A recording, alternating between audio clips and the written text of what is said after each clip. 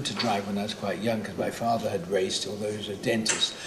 My mother was an ambulance driver in the First War, so I was brought up with cars. And then when I was old enough to drive, or before I was old enough to drive actually on the farm, I had my own little car.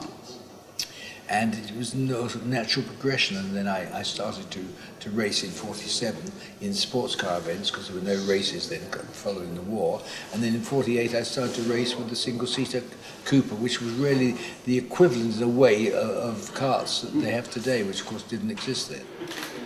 I love competition, and I like to think I'm a racer in the same way that Lewis Hamilton is. And to get out there in a car where my size and strength and everything else didn't no advantage or disadvantage, and pit myself against another man with danger on my shoulder, because it was pretty dangerous then. And when you're 18 years old, to do something that other people are frightened to do, you know, it's pretty good. And I liked it, and I found that I was quite good at it. And so when I was offered a professional drive, I took it, and until I was forced out with a big accident in 1962, I had a fabulous life. I still race myself. I drive in historics. I mean, I was racing at the Curtain Raiser at Le Mans a couple of weeks ago, and then I've got to go to America and I race, and so I do a fair amount of racing, but only of cars of my era, not of modern ones. I go to some races. If I've got a job to do, I certainly watch all of them, because I find them interesting. And now, of course, with the new qualifying, I think that's quite exciting. And now with the Lewis Hamilton coming in, it's really, the racing is exceptionally good.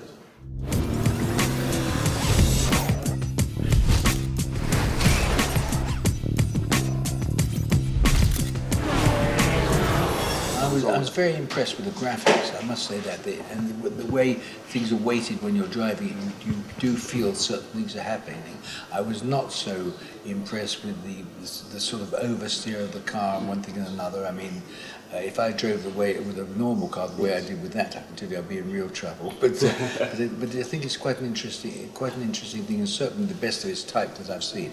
And there's a circuit in there, or more than one circuit actually, but I mean Laguna Seca, which they call Mazda, on this is exactly the way I remember it. I mean, I chose it to drive on it because the track was exactly as it is.